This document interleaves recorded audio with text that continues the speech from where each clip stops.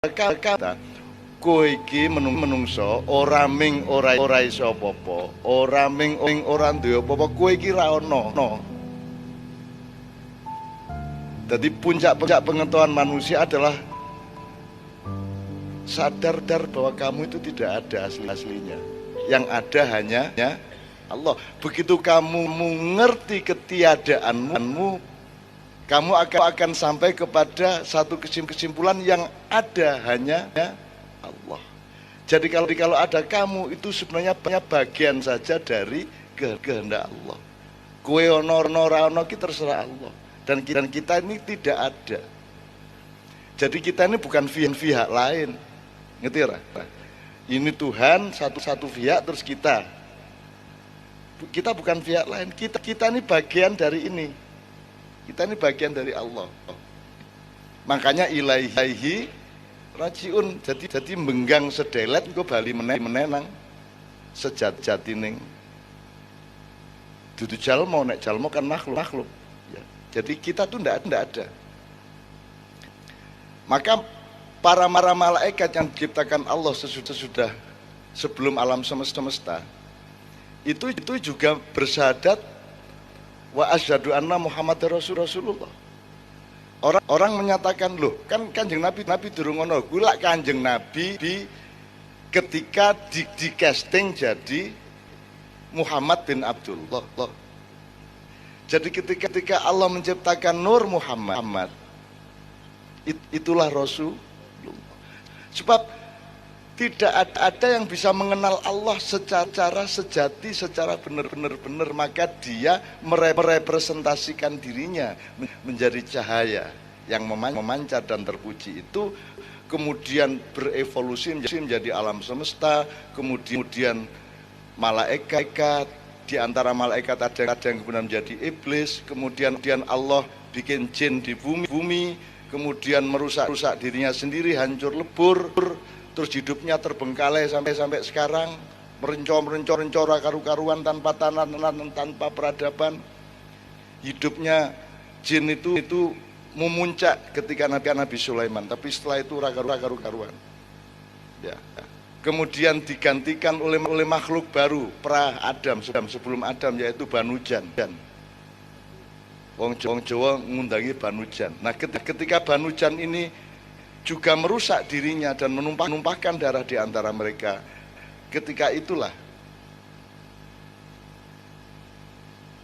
Azazil Kanzul Jannah, seniornya malaikat Jibril, yaitu malaikat yang paling sepuh, yang kemudian oleh Allah saking mengabdinya kepada Allah, kemudian dia diberi kesempatan untuk bertamasya turun ke langit 6, 5, 4, 3, 2 sampai ke bumi. Masing-masing katakanlah 1000 tahun, 1 milenium. Di langit 6 1 milenium, 5 1 milenium, seterusnya. Begitu sampai di bumi, ketika iblis sampai di bumi, belum iblis waktu itu masih Azazil, belum digelari iblis. Dia menjumpai dunia sedang hancur lebur, reruntuhan dari masyarakat yang disebut Banu Jan tadi. Kemudian si Azazil mendirikan kerajaan di bumi. Kemudian dia sangat keras-kerasan di bumi karena di sini dia melihat segala sesuatu begitu indah. Ya, ada siang malam yang romantis, ada pohon-pohon di mana-mana, ada ijo royo, ilir-ilir.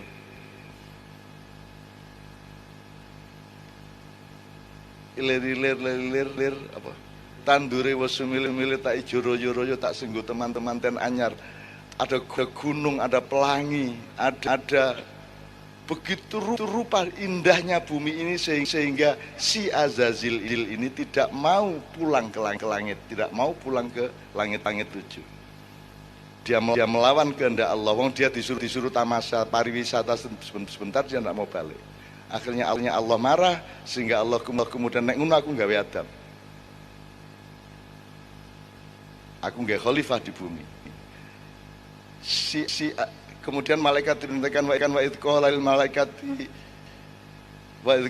malaikati isjudu li adama Fasajadu semua malaikat kecuali Azazil, maka dia disebut iblis oleh Allah.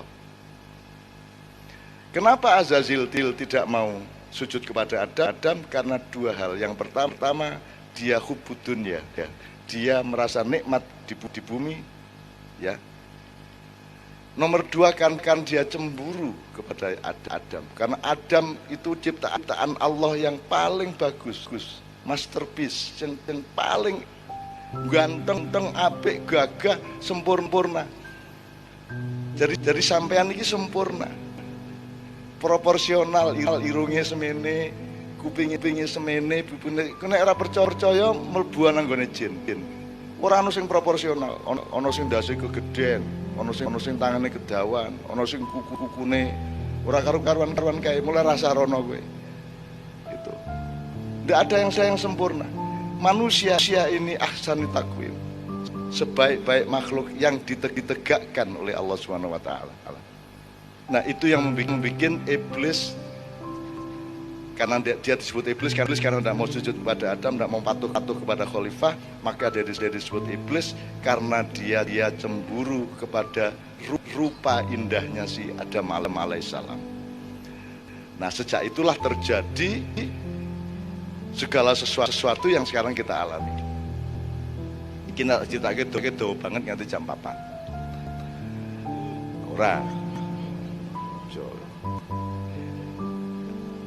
Tak kayak sidik, akhirnya karena anak Adam masih training di surga, sidik ya tambah adegan. Adam masih training dikongkon susuk kowe dadi khalifah, saiki tak latih sedelet pencak tani ngono ya. Si iblis ora trimo. Ojo nganti Adam rene dengan baik-baik. Nek anjane kepek sorene kudu dalam keadaan dihukum. Sehingga dia tidak punya bargaining power yang kuat kepada Allah maupun kepada makhluk yang lainnya. Maka si iblis subversi naik ke surga. Carane melbu adalah masuk ke mulut menjaga pintunya surga, kemudian dia mlebu awake naga kuwi sing buntute ana ning jero swarga. Kemudian keluarlah si iblis itu di dalam surga.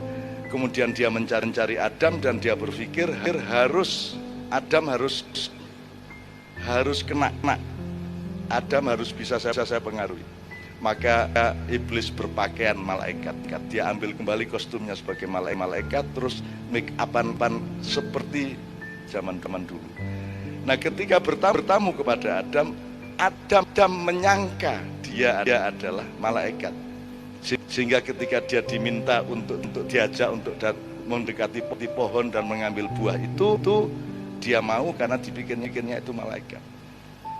Itu namanya talbis. Jadi kejadian di dunia ini adalah kejadian seri 2, seri 3, seri 4 dari kejadian di mana Adam ditipu oleh iblis. Republik Indonesia ini banyak sekali iblis yang berpakaian malaikat dan rakyat tertipu. Kira-kira ngono ya, Rek ya. Wis saiki nek ana apa-apa kuwi pedomane ngono kuwi. Tapi tidak ada masalah. Memang ada kontrak antara Allah dengan iblis sampai hari kiamat. Ya. Kita jangan terpengaruh sama itu semua. Kita manfaatkan semuanya. Kita sudah tahu akidah, kita sudah punya Islam. Karena tema kita juga ada yang namanya noto lagu. Noto lagu ini tinggal Anda belajar kepada terminologi apa. Misalnya kain, selimut, sarung, kelambi celono. Itu belajar noto lagu. Nek kowe iki isih selimut, nek isih kain kan urung cetha dienggo apa.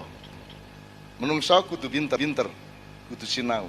Maka dibikin selimut. Nek selimut kan juga masih lemah ming nek apa jenenge ming 4 persegi panjang tok.